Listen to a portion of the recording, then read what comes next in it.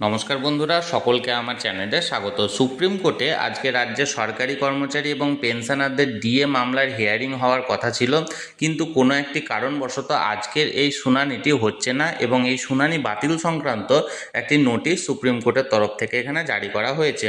দেখুন, এই নোটিশটি আমি এখানে শেয়ার করেছি। সুপ্রিম কোর্ট অফ ইন্ডিয়ার নোটিশ, ডেট দেখুন 22শে জুলাই 2026, অর্থাৎ গতকালকে এই নোটিশটি ইস্যু করা হয়েছে।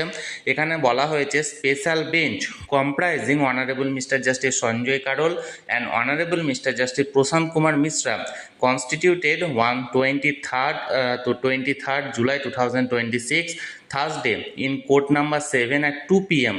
Stand cancel. অর্থাৎ যে স্পেশাল বেঞ্চ গঠনের কথা ছিল মাননীয় বিচারপতি সঞ্জয় কারোল মহাশয় এবং মাননীয় বিচারপতি প্রশান্ত কুমার মিশ্রের এজলাসে, যেটা আজকে অর্থাৎ 23শে জুলাই, যেটা বৃহস্পতিবার, কোর্ট নাম্বার 7 দুপুর 2টোয় ওঠার কথা ছিল, অর্থাৎ এক কথায় ডিএ মামলার যে শুনানিটা ওঠার কথা ছিল সেটাকে ক্যান্সেল করা হয়েছে।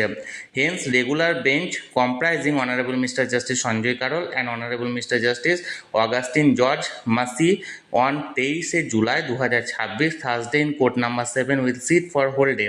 তার কারণ হিসাবে জানানো হয়েছে যে কোর্ট নাম্বার 7-এ আজকে সারাদিন, অর্থাৎ 23শে জুলাইটি সারাদিন মাননীয় বিচারপতি সঞ্জয় কারোল এবং মাননীয় বিচারপতি আগস্ট জর্জ ম্যাসির এখানে এজলাস চলবে। অর্থাৎ এক কথায় বলতে গেলে আজকে অর্থাৎ 23শে জুলাই 2026 বৃহস্পতিবারের দিন কোর্ট নাম্বার 7-এ দুপুর 2টোর সময় যে ডিএ মামলাটির হিয়ারিং হওয়ার কথা ছিল মাননীয় বিচারপতি সঞ্জয় কারোল মহাশয় এবং মাননীয় বিচারপতি প্রশান্ত কুমার মিশ্রের এজলাসে, সেই হিয়ারিংটি আজকে বাতিল করা হলো এবং তার কারণ হিসাবে জানানো হয়েছে যে আজকে মাননীয় বিচারপতি সঞ্জয় কারোল মহাশয় এবং মাননীয় বিচারপতি অগাস্টিন জর্জ মাসি সারাদিন ধরে রেগুলার বেঞ্চে বসবেন কোর্ট নাম্বার 7-এ এবং এই কারণে আজকে এই মামলাটি উঠছে না হিয়ারিংয়ের জন্য এবং আগামী হিয়ারিং অর্থাৎ পরবর্তী শুনানির দিন মানে পরবর্তী ক্ষেত্রে বিবেচনা করে এখানে জানিয়ে দেওয়া হবে।